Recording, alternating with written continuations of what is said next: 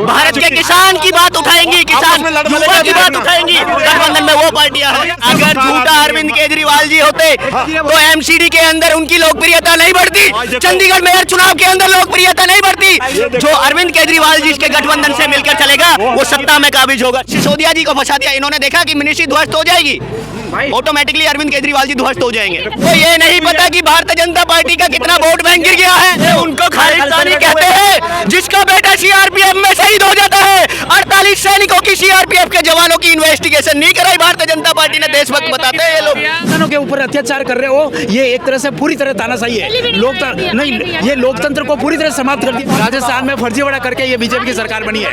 अरे महंगाई कैसे बढ़ेगी? महंगाई तो वैसे भी बढ़ी हुई है। नमस्कार, सत श्री अकाल, मैं सुप्रिया पाठक और आप देख रहे हैं द लेफ्ट टीवी। 2024 में लोकसभा चुनाव होने जा रहा है। अब यही देखना है कि 2024 में बीजेपी सत्ता में आती है या कांग्रेस। इसी बीच गठबंधन को लेके आज हम जनता से बात करेंगे कि जनता क्या चाहती है। बताइए सर, गठबंधन रंग लाएगी? गठबंधन ही रंग लाएगी। आपने देखा नहीं, चंडीगढ़ के अंदर मेयर का चुनाव हुआ और भारतीय जनता पार्टी चोरी से चुनाव जीती। 8 वोटों की चोरी पकड़ी गई भारतीय जनता पार्टी की। जब छोटे से चुनाव में इतनी बड़ी चोरी कर सकते हैं, ये छोटा सा चुनाव था, 35 काउंसलरों का छोटा सा मेयर का चुनाव था। छोटा सा मेयर का चुनाव था चंडीगढ़ का, और उसमें इन्होंने चोरी हाथ लगी भारतीय जनता पार्टी की। ये तो सिद्ध हो गया कि चौकीदार चोर है। ये तो सिद्ध हो गया, प्रूव कर दिया इन्होंने चंडीगढ़ चुनाव के अंदर। आपने देखा नहीं? क्या लगता है सत्ता में कांग्रेस आएगी? नहीं, कांग्रेस तो अरविंद केजरीवाल जी से मिलके जो चलेगा वो सत्ता में आएगा। अरविंद केजरीवाल जी साफ स्वच्छ के नीति के आदमी हैं और बदलाव होगा, महागठबंधन आएगा। अरविंद केजरीवाल जी से के कंधे से कंधा मिलाकर जो बंदा चलेगा वो आगे बढ़ेगा। पर शराब घोटाले के बाद तो केजरीवाल को जेल भेजने की तैयारी हो रही है, सत्ता में कैसे आएंगे वो? तो देखिएगा आप, तो आप ये देखिएगा, डॉक्टर मोहन यादव सीएम है, चीफ मिनिस्टर हैं, भारतीय जनता पार्टी से आते हैं और इनके सिटिंग चीफ मिनिस्टर हैं, मुख्यमंत्री हैं अभी वर्तमान में, भारतीय जनता पार्टी से हैं मध्य प्रदेश में। उनका प्रोफाइल पता है इनको सारा कुछ पता है। वो शराब के माफिया हैं, बालू के माफिया हैं। ये अरविंद केजरीवाल जी की साफ स्वच्छ नीति को दाग लगाकर अरविंद केजरीवाल जी का विजन पता क्या था? इस देश के हर युवा को एजुकेशन देना, हर बच्चे को एजुकेट करना, उनकी हेल्थ की फैसिलिटी देना, वो अरविंद केजरीवाल जी का विजन था। उस मिनिस्ट्री को डिस्ट्रॉयड करने के लिए इन्होंने फर्जी एलिगेशन में सत्येंद्र जैन जी को, हेल्थ मिनिस्टर को फंसा दिया। आपने देखा नहीं? मनीष सिसोदिया जी को फंसा दिया इन्होंने। देखा कि मिनिस्ट्री ध्वस्त हो जाएगी, ऑटोमेटिकली अरविंद केजरीवाल जी ध्वस्त हो जाएंगे। देखो ये बताओ, कोर्ट बेवकूफ़ है जिसने इतने टाइम तक उसको रखा हुआ है। कोर्ट अगर इनके केजरीवाल के मेयर के फेवर में फैसला दे सकती है तो इनको, जो बाकी इनके मिनिस्टर बंद हैं, संजय सिंह है, बाकी जितने भी बंद हैं, तो क्या कोर्ट उनको बाहर नहीं निकाल सकती? अगर उन पर एलिगेशन लगे हैं और वो सिद्ध हो चुके हैं तभी वो बाहर नहीं आ रहे। 86 करोड़ में एलिगेशन है सिसोदिया 3 का 4, कोर्ट ने, सुप्रीम कोर्ट ने खुद कहा है ये इतने तो पूरी बात नहीं कहा। मैं कहना दो, जो कोर्ट जो है वो अगर वो निष्पक्ष है, सारे मंत्रालय थे मनीष सिसोदिया के पास में, बाहर निकलते ही आप जरूर से छेड़खानी करोगे सबूतों से, इसलिए आपको जमानत नहीं दे सकते।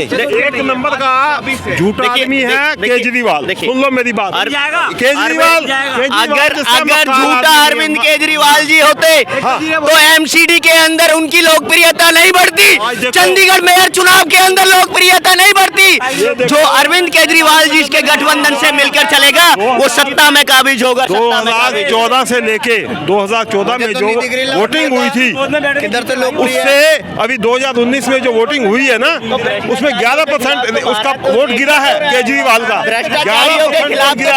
अभी देखो, अभी 2024 में पता लग जाएगा। पता 5 विधानसभाओं के चुनाव हुए हैं प्रीवियस टाइम में।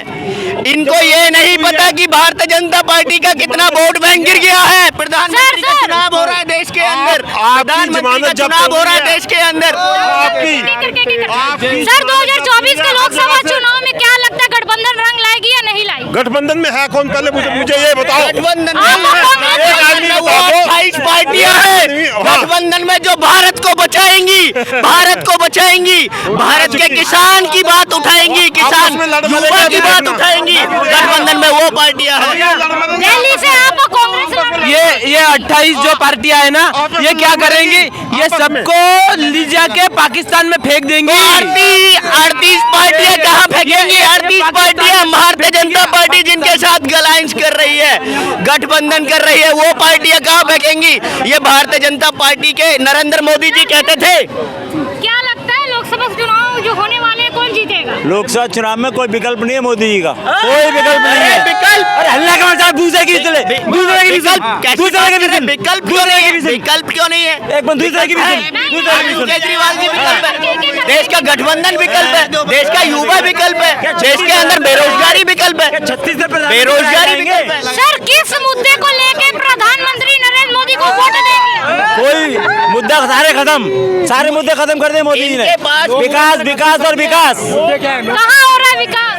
कहाँ नहीं हो रहा है विकास? मजदूर किसान बैठे हैं, प्रदर्शन कर रहे हैं। कोई नहीं बैठे हैं, कोई नहीं बैठे, सारे खालिस्तानी बैठे हुए ये हैं। उनको खालिस्तानी कहते हैं जिसका बेटा सीआरपीएफ में शहीद हो जाता है। 48 सैनिकों की सीआरपीएफ के जवानों की इन्वेस्टिगेशन नहीं कराई भारतीय जनता पार्टी ने। देशभक्त बताते हैं ये लोग देशभक्ति बताते हैं। बीजेपी को लोग देशभक्ति फर्जी टैग लगा के घूमते हैं देश के अंदर। ये अगर इतने बड़े हितैषी है, इनको पता नहीं किसान का बेटा मरवाने वाली भारतीय जनता पार्टी, किसान के बेटे को मरवाने वाली भारतीय रहने वाली पार्टी, भारतीय जनता पार्टी ने किसान को पैसे नहीं दिया है।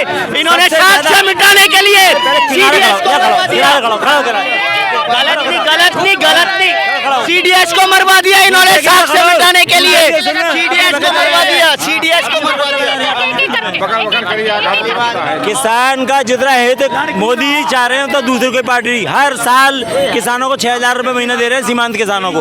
अब बड़े किसानों को नहीं दे सकते, बड़े एमएसपी क्यों नहीं दे रहे? एमएसपी भी देने की मना नहीं करी उन्होंने। एमएसपी देने की मना, जो खाद्यान्न देश के अंदर कम उपलब्ध है उस पर एमएसपी देने की कह रहे हैं। और एमएसपी ऐसा मुद्दा नहीं है कि टॉफी दे दो बच्चों को ले जाके, उस पर भी सीमित बनाने की तैयारी चल रहे हैं। कोई देश का एक असम का किसान किस चीज़ को पैदा करता है उसको पड़ते हैं 2200 रुपये किलो, और वहाँ पंजाब का पड़ता है 11 से। एमएसपी की भी ऐसे नहीं, ऐसे लड्डू नहीं दे दिए जाएंगे। ये गवर्नमेंट अगर दे भी देगी ना तो अगली गवर्नमेंट आएगी, बहुत उसका अधिकार, इसको देने का अधिकार, इसका कार्यकाल खत्म होने वाला है, ये कैसे दे सकती है? दे नहीं सकती है। और कांग्रेस कह रही है कि देंगे हमें। कांग्रेस तो जाने क्या आसमान के तारे तोड़ के लाके देगी। आएगी गवर्नमेंट तब ना, जब आएगी तब ना कांग्रेस की गवर्नमेंट। अरे कांग्रेस की गवर्नमेंट थी जब मोदी जी मुख्यमंत्री थे 2014 में। उस समय गुजरात के उस समय रोज मनमोहन सिंह को उंगली करते थे कि एमएस स्वामीनाथन की सिफारिश के अनुसार आप 50% से एमएसपी दीजिए, और अगर हमारी सरकार आएगी तो हम एमएसपी देंगे। मोदी जी ने वादा किया था 2014 में। सुधीर चौधरी कह रहे हैं कि एमएसपी आएगी तो महंगाई बढ़ जाएगी। अरे महंगाई कैसे बढ़ेगी? महंगाई तो वैसा भी बढ़ी हुई है। महंगाई क्या कम है क्या अभी? सर जीडीपी का 5 लाख करोड़ जाता है किसानों को, और क्या चाहिए? ऐसा है कि अगर एमएसपी देगी, अगर होगी तो किसानों के पास पैसा आएगा, किसानों की परचेजिंग पावर बढ़ेगी, किसानों की परचेजिंग पावर बढ़ेगी तो पैसा मार्केट में आएगा, देश की अर्थव्यवस्था मजबूत होगी, मतलब सारे उद्योग धंधे चलेंगे। जब अब किसान की परचेजिंग पावर बिल्कुल नहीं है, एमएसपी तक किसान कंगाल हो रहा है। कंगाली सर बीजेपी वाले तो कह रहे हैं कि वो किसान ही नहीं है। मैं क्या बोला? मैं एक्चुअली बोल रहा वो किसान ही नहीं है। मैं एक बात बताऊं, वो किसान है। अगर वो किसान नहीं है तो आप वार्ता क्यों कर रहे हो? बार बार तीसरी वार्ता, चौथी वार्ता, पांचवी वार्ता कर रहे हो, और बार बार आपकी वार्ता फेल हो रही है। प्रदर्शन के दौरान बैरिकेडिंग कर जा रहे, आंसू बम के गोले फेंके जा रहे हो, कितना सही है? तो वो बिल्कुल गलत है। अपने देश के नागरिक है, वो अन्नदाता है, धरती पुत्र है। किसान के ऊपर देश की सारी अर्थव्यवस्था टिकी हुई है। उन किसानों के ऊपर अत्याचार कर रहे हो, ये एक तरह से पूरी तरह तानाशाही है। ये लोकतंत्र को पूरी तरह समाप्त कर दिया गया है। मैं राजस्थान से आया हूँ। राजस्थान में एक विशेष बात बता लूँ, अभी विधानसभा चुनाव हुआ, टोटल राजस्थान में 3 करोड़ 96 लाख वोट पड़े, मगर जब ईवीएम से काउंटिंग हुई तो वोट निकले 4 करोड़ 50 लाख, यानी कि 54 लाख वोट फर्जीवाड़ा किया राजस्थान में। और राजस्थान में फर्जीवाड़ा करके ये बीजेपी की सरकार बनी है पूरी तरह से। मतलब ईवीएम, अगर ये ईवीएम में बेईमानी हुई तो इस बार ये 300 के पार जाएगी बीजेपी। बात करेंगे मोदी जी से। मैं पूछूंगा ना, तू कितना अच्छा कर दिया, कहता सबका साथ सबका विकास, कितना विकास कर दिया। किसका विकास हो रहा है? बीजेपी के नेता तो कह रहे हैं बहुत विकास है, बहुत विकास है, तेरा देश में विकास डंका बज रहा है। मैं उसको क्या पूछ रहा हूँ, जब तेरा विकास किए थे ना, वो दिन भूल गया, वो दिन भूल गया क्या? वही था ना जिसमें तूने सर छुपाया था, आज उसको हरियाणा से दिल्ली में आने के, क्यों? पंजाब के बहन जो आतंकवादी है, तू हरियाणा सरकार तेरी थी, वहाँ रोक दिया। सेंटर कौन से पूछ रहा हूँ कि हमें दिल्ली में आने का हक नहीं है, दिल्ली मेरा नहीं। कह रहे हैं कि जिस तरीके से किसान पहली बार आए थे, उपद्रवी मचाए थे, इस बार भी मचाएंगे। आपने क्यों नहीं सिस्टम को चेंज किया? आपको 3 साल दिया, फिर हंगामा का डर क्यों लग रहा?